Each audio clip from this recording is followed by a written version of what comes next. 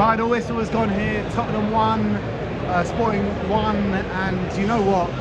Let's start from the beginning because it was a shocking first half, wasn't it? Absolutely shocking. There was nothing. I couldn't tell you one thing good that we did in that first half. Passing rhythm was all off. Didn't create anything. I mean, Sporting were the better team by far in that first half.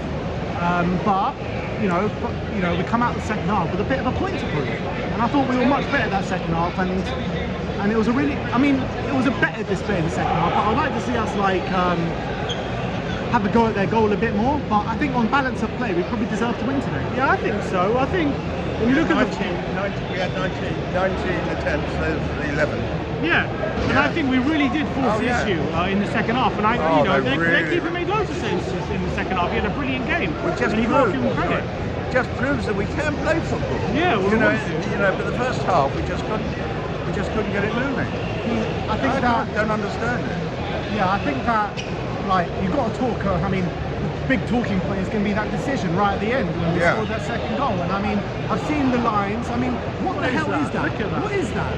Yeah. Seriously, what is that? Shocking. How's that offside? It's ridiculous. How is that offside? They take and so long. He comes off the Sporting defender as well. So they take so long. They're trying to find any single little detail to cancel that goal, and they find a millimetre, literally a millimetre. I'm just confused why the decision took so long when it was supposed to have semi-automated offsides in the Champions League. It's supposed to be you can know if it's offside within a few seconds. Right. So why it took like 5-6 minutes to decide that decision? It was a painfully long wait. And then why didn't they get him to go and look at it? Yeah, I don't know. I looked at it and it came, Emerson plays the ball backwards. It comes off the Sporting defender, falls to Harry Kane. He puts it in the back of the net. Yeah. I think we've been a bit robbed with that goal being ruled out. It's an absolute disgrace. Yeah. It really is an absolute disgrace. Not only was it not offside, but it comes off the Sporting defender. Yeah. Did they not know the rules of the game? Had. I mean, because the last game that Loris did was fouled. Yeah, absolutely. So look, I'm fuming with the goal, with the decision.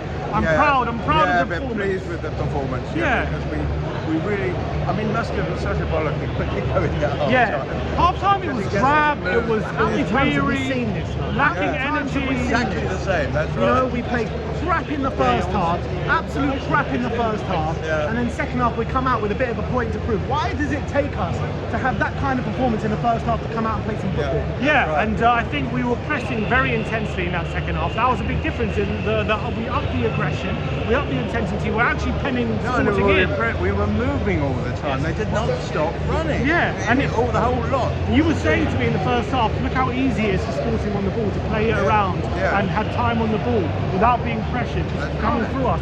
Second half it was completely opposite. Absolutely. It was completely different. Ben Hojbjerg were hounding them. The defenders were getting to the halfway line and getting to the strikers who weren't stepping off them.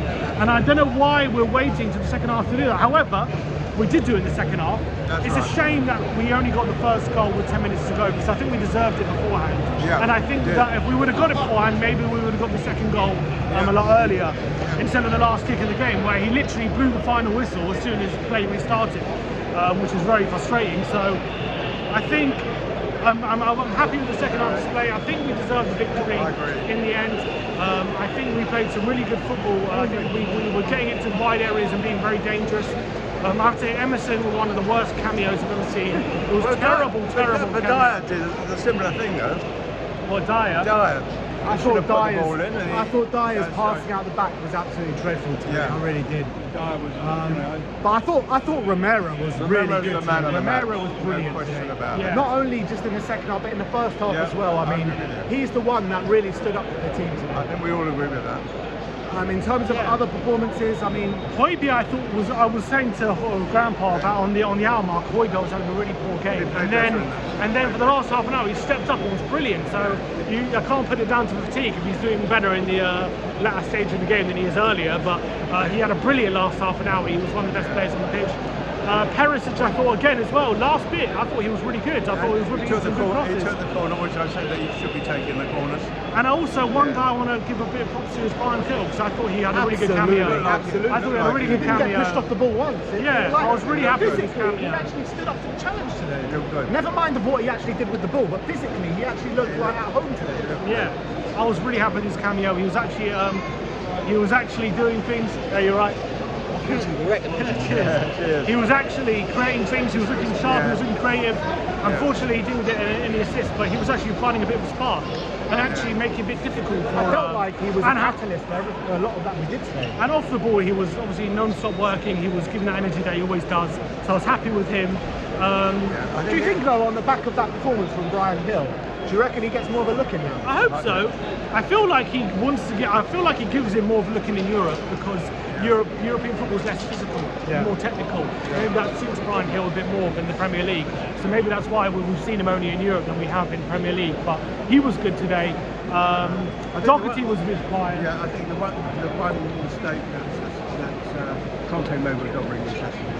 He was going to bring him on. He was all stripped off, Well, wasn't to he? be fair, Perisic got the assist after that. So, and I actually think Perisic ended the game pretty well. I was actually pretty happy about the end of the game. Yeah, but I wouldn't have swatched him with Look, apart from that cross, I was quite disappointed with Perisic's crossing today. No, I thought. I'm saying later in the game, I thought he was actually being a quite a good outlet. He was getting some good balls in there. I think for the first hour, he was getting balls in there. I don't know if they were good balls. I think they were. I think they were good crosses. Like we still didn't attack their goal as much as I would have liked. I know the keeper made quite a number of saves today, but I still would have liked more. 19 attempts. Yeah, I think second half you can't ask much more. And I think it's very disappointing we didn't get the win off the back of that performance. And now going into Marseille, we need a draw. Draw takes us through. Although a draw takes us through, not necessarily group winners, but the draw takes us through. And it's but it's really difficult because every team now, all 4 teams can still qualify. It can't be much tighter. We're on 8 points. Frankfurt and Lisbon both on 7, and Marseille on 6. And we're playing them away, aren't we? And we're playing Marseille away, and that's not going to be easy. Obviously, a draw takes us through, right? But we can still finish bottom of the group, right? Yeah. So we can't because we're going to finish ahead of one of Frankfurt or Lisbon. We have to finish ahead of one. Well, Lisbon on head-to-head, they're winning, right? Or we're beating Frankfurt on head-to-head. So we have to finish above Frankfurt. So yeah, we can't finish bottom. Yeah, we can't finish bottom, which means we're guaranteed a Europa League spot, guys. But at least if we get a draw, we definitely qualify, which is look, it's not terrible. Yeah, I would have preferred to finish bottom and go into the Europa League. Yeah, well, it's not possible. Exciting game, though. Really exciting game. I think that the way you assess it is shit first half, really good second half, deserved the win. I felt like we were definitely robbed today. We should be home and hosed now. We had all into those the next mad round. celebrations in the night. It was literally last kick of the game we scored, and we just couldn't. The fact it didn't count made all those crazy celebrations for nothing. But it is what it is. That's football, I guess, especially football in a post-VAR era. Make football so exciting. Yeah, at the end of the day, off to Marseille. Let's get the point and let's go through into the next round. Yeah. And I think you'll have it's never a dull moment with maybe we Spurs, are I gonna tell have to you. go, honestly, Never a dull moment with Spurs, but Absolutely. we'll see you all next time. Like, subscribe and comment. Yeah. And as Yeah. always, come on, Cheers, guys. Spurs.